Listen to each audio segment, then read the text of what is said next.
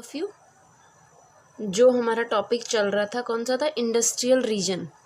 ठीक है, जो इंडस्ट्रियल रीजन वाला जो टॉपिक था उसमें हमने बात की थी कि हमारे 8 इंडस्ट्री रीजन्स हैं जो पूरे इंडिया के अंदर फैले हुए हैं, जिनमें से हमने शायद 5 की बात कर ली थी। ठीक है, छोटा नागपुर का औद्योगिक प्रदेश तक हमने बात की थी लास्ट। ठीक है, जो नेक्स्ट जो हमारा आता है वो आता है इसमें विशाखापट्टनम,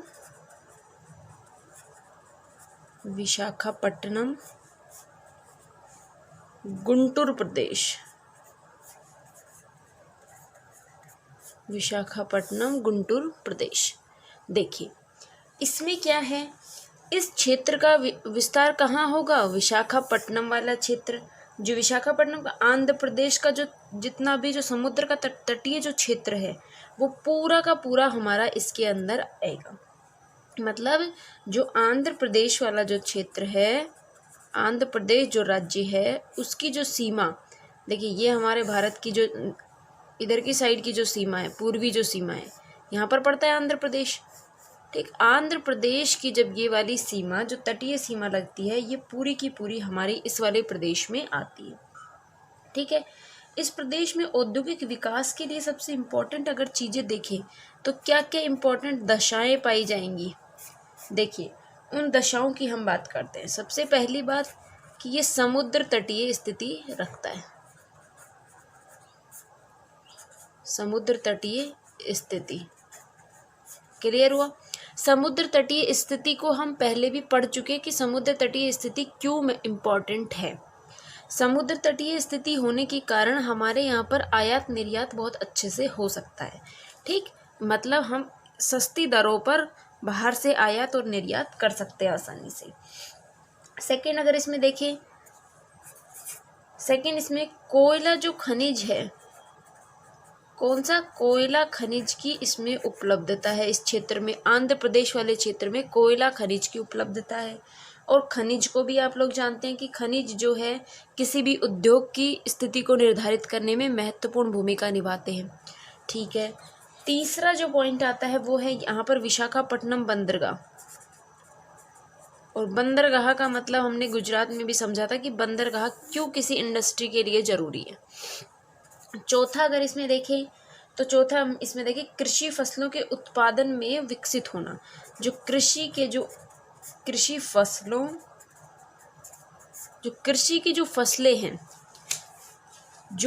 फसलें हैं उन सब का विकसित अवस्था में होना, जिससे कि उत्पादन जो है वो अत्यधिक होता है। उत्पादन अधिक होता है, कृषि फसलों की उत्पादन बढ़ने के कारण क्या होता है हमारे यहाँ पर कि विकसित अवस्था में ये वाला क्षेत्र है, इसलिए यहाँ पर औद्योगिक प्रदेश अधिक लगाए गए हैं, औद्योगिक क्षेत्र ये अधिक विकसित है। पांचवा पॉइंट इसमें अगर हम देखें तो इसके अंदर जो हमारी गोदावरी घाटी है, कौन सी, गोदावरी नदी घाटी परियोजना, उसकी वजह से क्या होता है कि हमें सस्ती दरों पर जल विद्युत शक्ति हमें प्राप्त हो जाती है। गोदावरी घाटी जो परियोजना बनाई गई है उस परियोजना के द्वारा क्या होता है कि हमारा जो जल विद्युत, जो हमें विद्युत चाहिए, जो बिजली हमें चाहिए वो हमें सस्ती दरों पर उपलब्ध हो जाती है। इसलिए इन सब कारणों से हमारे जो इंडस्ट्री है, कोई भी जो उद्योग लगाना होता है उसके लिए ये सारी चीज़ें ज़रूरी होती हैं।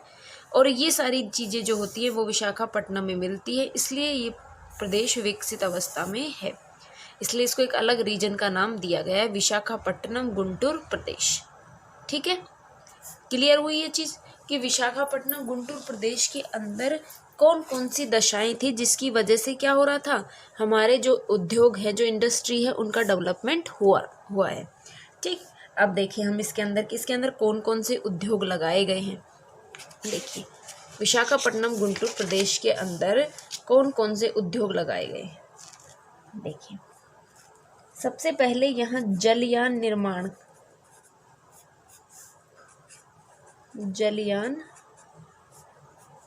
के लिए जलयान निर्माण जो उद्योग है वो विशाखापट्टनम में लगाया गया है। ठीक, दूसरा मैंने आपको हर बार बताया है कि 3-4 ही चीज़ें आपको बतानी है बस। एक पेट्रो रसायन से संबंधित उद्योग यहाँ मिलेंगे, चीनी उद्योग मिलेंगे, ठीक, वस्त्र उद्योग मिलेंगे, जूट उद्योग मिलेंगे, कागज उद्योग भी मिलेंगे यहाँ पर। ठीक है, इस प्रकार से यहाँ पर बहुत सारे उद्योगों का विकास हुआ है। इतनी चीज़ें क्लियर हुई। अब इसके अंदर भी विशाखापट्टनम के कौन कौन से क्षेत्र हैं, जो आंध्र प्रदेश के कौन कौन से क्षेत्र हैं जो इसके अंतर्गत आते हैं। तो देखिए, जैसे हमने बात करी विशाखापट्टनम, मछलीपट्टनम, ये भी एक जगह का नाम है, मछलीपट्टनम। एक गुंटूर प्रदेश, कुर्नूल, विजयवाड़ा, राजमुंद्री। आंध्र प्रदेश वाला जो औद्योगिक प्रदेश है उसमें आंध्र प्रदेश के इन सब क्षेत्रों में उद्योगों का विकास अधिक हुआ है।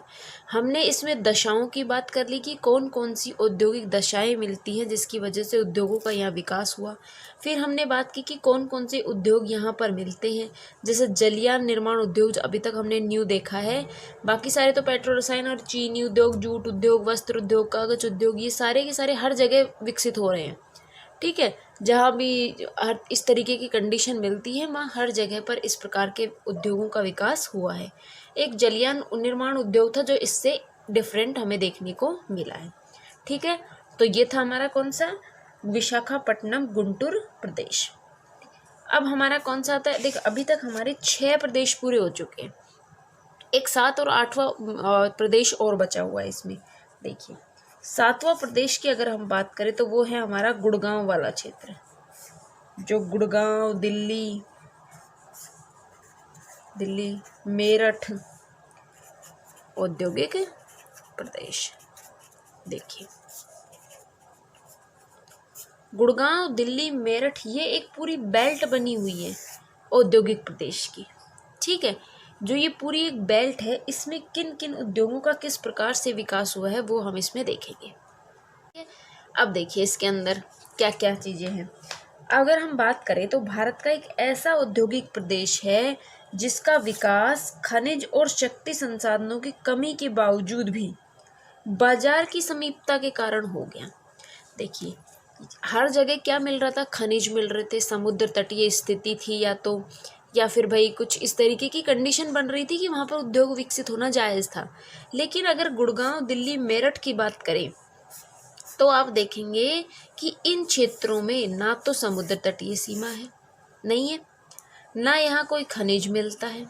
कोई खनिज मिलता है क्या, छोटे मोटे खनिज मिलते हैं, लेकिन इतना बड़ा खनिज कि जिससे आप इंडस्ट्री लगा ले ये नहीं मिलता। लेकिन यहाँ एक सबसे अच्छी चीज़ है कि यहाँ पर बाजार उपलब्ध है और बाजार की वजह से यहाँ पर क्या हुआ, उद्योगों का निर्माण हुआ।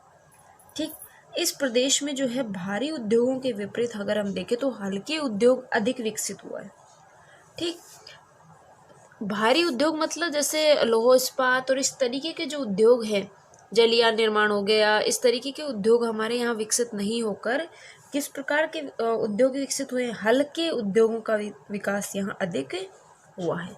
अब देखते हैं हम इसमें क्या क्या दशाएं हैं कि जिसकी वजह से इनका निर्माण उद्योगों का यहाँ अधिक विकसित अवस्था में पाए जाते हैं।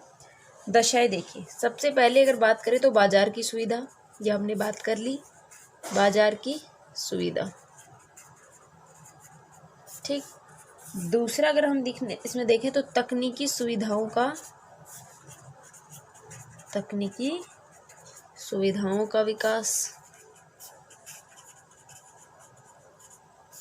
बाजार की सुविधा, तकनीकी सुविधाओं का विकास। तीसरा अगर आप देखेंगे तो परिवहन मार्गों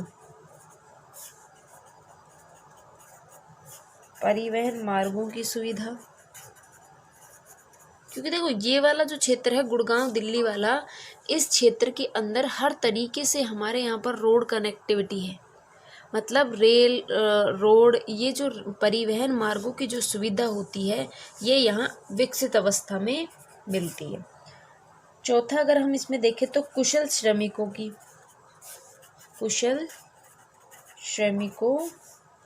की उपलब्धता। आप लोगों ने देखा होगा गुड़गांव के अंदर टेक्नोलॉजी इतनी ज़्यादा डेवलप है, क्योंकि वहाँ पर जो है बड़ी बड़ी कंपनीज आपको जो भी मिलेंगी वो गुड़गांव, दिल्ली और इधर नोएडा वाले जो क्षेत्र है इसके अंदर आपको बड़ी बड़ी कंपनीज मिलेंगी। गूगल और ये जितनी भी आपकी माइक्रोसॉफ्ट, ये सारी जितनी भी कंपनियां हैं सारी की सारी इधर विकसित हैं, या फिर बेंगलोर वाली बेल्ट में है, या फिर इधर है। जो इधर की जो इतनी बड़ी बड़ी कंपनियां हैं वो किस लिए विकसित हो रही हैं? क्योंकि यहाँ कुशल श्रमिक है, मतलब यहाँ पर बहुत हाई प्रोफाइल जो हमारे एजुकेटेड जो एक तरीके से स्टूडेंट्स हैं उनकी यहाँ पर उपलब्धता है। ठीक है, तो सबसे पहले कि बाजार की सुविधा हो गई, तकनीकी सुविधाओं का विकास हो गया, परिवहन मार्गों की सुविधा, कुशल श्रमिकों की उपलब्धता। ठीक, अब यहाँ पर कौन कौन से उद्योग लगे हुए हैं आप उनको देखते हैं। देखिए, जो गुड़गांव, दिल्ली और मेरठ वाला जो क्षेत्र है इसके अंदर अगर आप देखोगे तो एक तो सॉफ्टवेयर से संबंधित सॉफ्टवेयर इंडस्ट्री लगी होगी, और जो होजरी का सामान होता है वो मिलेगा यहाँ पर। ठीक, सॉफ्टवेयर, कांच हो गया, चमड़ा उद्योग हो गया। ठीक, उसके बाद में तेल शोधनशाला भी है यहाँ पर, तेल शोधनशाला, सूती वस्त्र, ऊनी वस्त्र, रेशमी वस्त्र, इन सब की जो इंडस्ट्री लगाई गई है वो सारी की सारी कहाँ है? हमारा दिल्ली, गुड़गांव और जो उत्तर प्रदेश राज्य का जो मेरठ वाला जो क्षेत्र है वो इसके अंदर आएगा। ठीक है, इतनी चीज़ क्लियर हुई। अभी तक हमारा जो है सारे इंडस्ट्री जो है हम लोगों ने उसमें कॉमन चीज़ें देखी हैं, मतलब कौन सा क्षेत्र है, क्या क्या दशाएं हैं उसके अंदर, उसके बाद उस वाले क्षेत्र में यानी उस इंडस्ट्रियल रीजन में कौन कौन से उद्योग लगाए गए हैं। ठीक है, इन चीज़ों को हमने देखा। आपको हर उसके अंदर इन 3 चीज़ों को ही लेकर चलना है। अब हम लास्ट अपना जो कौन सा एक औद्योगिक प्रदेश बच गया है उसको और देख लेते हैं। ठीक है, देखिए, लास्ट जो हमारा औद्योगिक प्रदेश है वो है कोल्लम,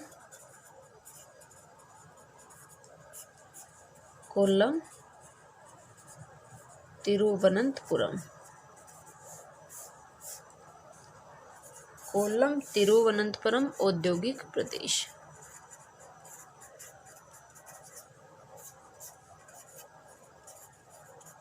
ठीक,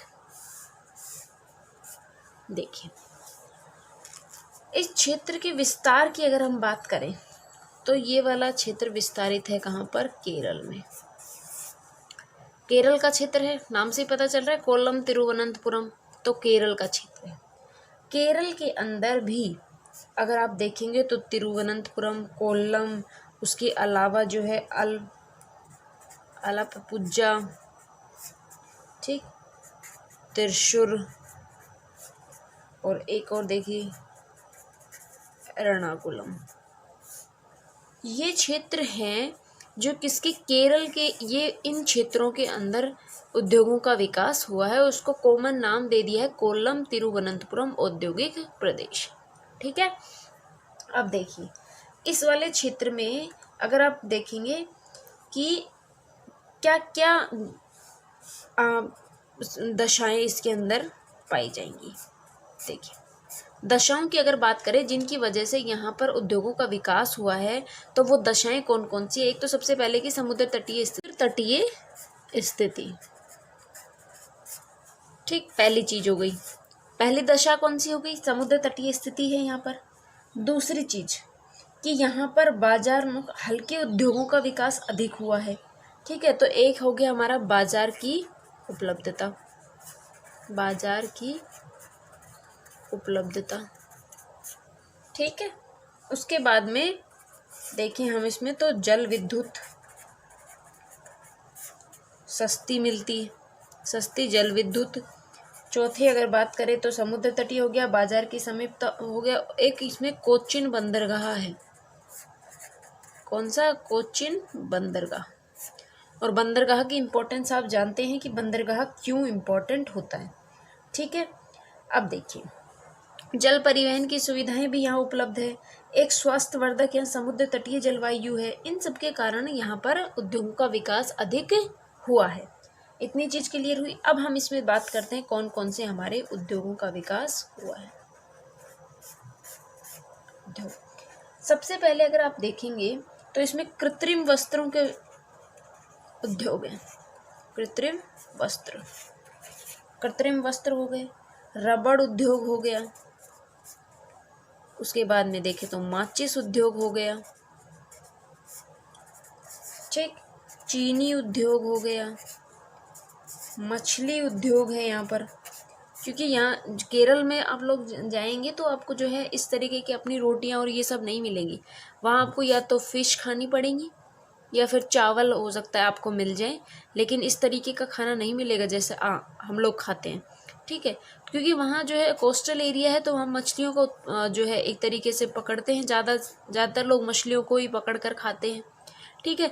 तो मछली को सबसे ज़्यादा यहाँ पर खाद्य पदार्थ के रूप में यूज़ किया जाता है। उसके बाद देखिए आप, और यहाँ पर नारियल रेशों का निर्माण होता है। ये एक नई चीज़ है, नारियल जो रेशे बनते हैं, नारियल रेशों का निर्माण जो होता है वो किससे होता है, वो हमारे यहाँ पर केरल के अंदर होता है। और ये यहाँ पर इस तरीके के उद्योगों का विकास हुआ है। क्लियर हुई ये चीज़। देखिए इंडस्ट्रियल रीजन की जब हम बात करते हैं तो उसके अंदर हमने 3 चीज़ें देखी हैं मेनली। कौन कौन सा उसका क्षेत्र है, क्या क्या दशाएं हैं जिसकी वजह से वो विकसित हुआ है, कौन कौन से उद्योग हैं जो वहाँ विकसित हुए हैं। इन तीनों को लेकर के हमने 8 हमारे औद्योगिक प्रदेशों का विस्तृत वर्णन किया है, ठीक है। आपके जब एग्ज़ाम में आएगा तो आप 8 को एक मैप में बता देंगे, पूरे इंडिया का एक मैप बना करके आप उसमें बताएंगे, ठीक है। कि भाई ये इंडस्ट्रियल रीजन है हमारे और पूरे भारत के अंदर वो इस प्रकार से फैले हुए हैं, ठीक है। जिसकी वजह से क्या होगा कि एग्जामिनर को ये चीज़ें सब पढ़ने में थोड़ी सी सहूलियत हो जाती है, और जब इसको पढ़ने में इजी होता है तो आप लोग भी जानते हैं कि वो नंबर भी फिर उस तरीके से अच्छे ही देता है, ठीक है। इसको ना मैं आपको बुक से भी दिखाऊंगी। बुक के अंदर जो आपकी इंडियन ज्योग्राफी की जो बुक है उसके अंदर औद्योगिक प्रदेशों का मैप बना हुआ है। देखिए मैं बताती हूँ आपको, इस तरह से आपका एक मैप बना हुआ है। इसमें की पूरे देखिए 8 के 8 आपके क्या दिए हुए हैं, इंडस्ट्रियल रीजन दिए हुए हैं। हर एक रीजन को यहाँ पर देखिए, फर्स्ट ये वाला था हमारा मुंबई पुणे, फिर ये हुगली वाला हो गया। इस तरीके से हर इंडस्ट्रियल कॉरिडोर को यहाँ पर डिनोट किया हुआ है, ठीक है। तो ये वाला जो मैप है ये आप बनाएंगे, ठीक है। और इसको जो है आप स्टेंसिल से बना दीजिएगा। और बाकी का जो है ये हमारा टॉपिक आज कंप्लीट होता है। नेक्स्ट क्लास में हम नेक्स्ट टॉपिक के बारे में बात करेंगे, ठीक है। आज के लिए बस इतना ही। Thank you.